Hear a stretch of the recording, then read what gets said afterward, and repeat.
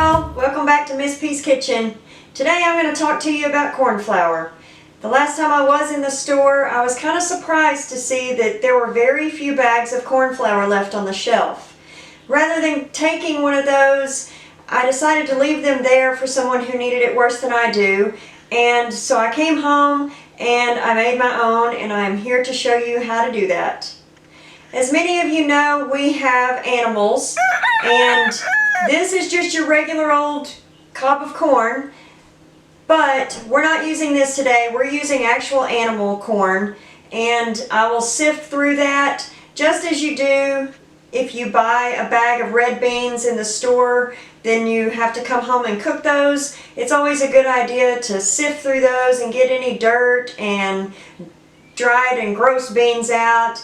A lot of times those will have rocks in them and you have to sift those out. It's the same concept with this corn. So that's what we're going to do today.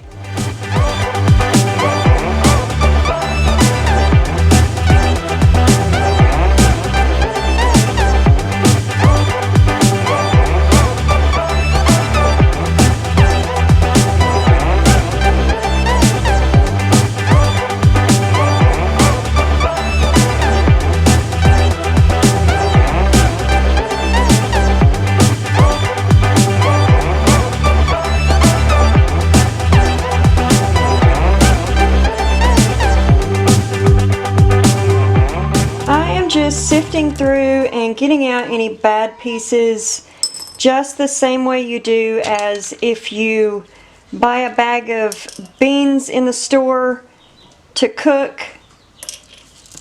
It's the same concept. Just sift through and make sure there are no bad pieces. If you've ever bought beans, you'll find rocks and a bad bean here and there. It's the same thing.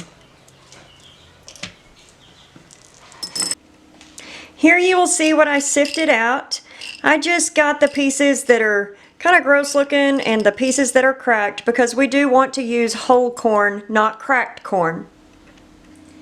Okay, I have everything sifted out and I'm ready to start grinding this up. This process will be very similar to the process that I used making my own flour in a previous video.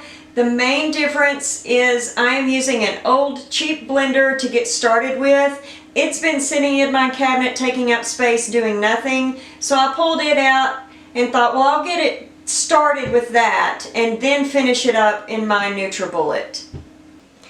Okay, we're about to get started. I just wanted to throw it out there a little bit that this whole process of grinding my own grain has started to pit this a little bit. I personally don't care, but some of you might.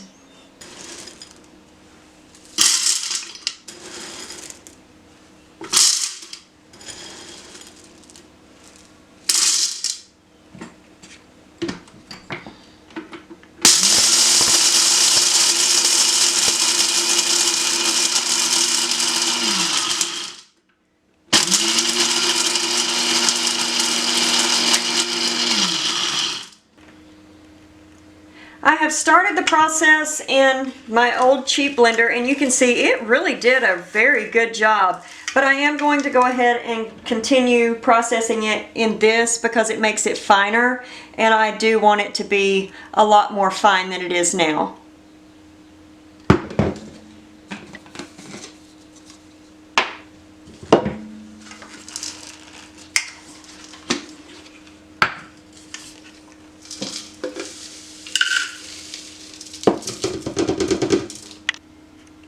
You can see that it is a lot more chunky than what your typical cornmeal is, so I'm going to go ahead and blend it in with my NutriBullet. This is just the very first blend, that initial breakdown.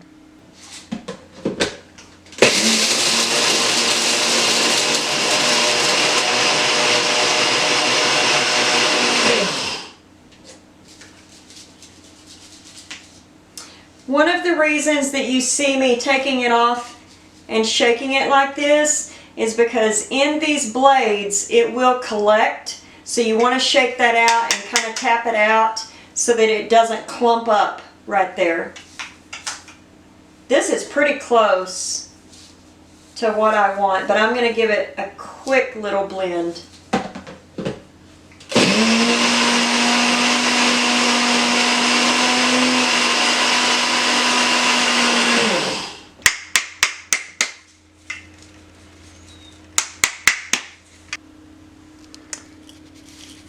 There we have it. This is almost the exact consistency that you will buy in the store. And later on, I will show you how I'm going to use this.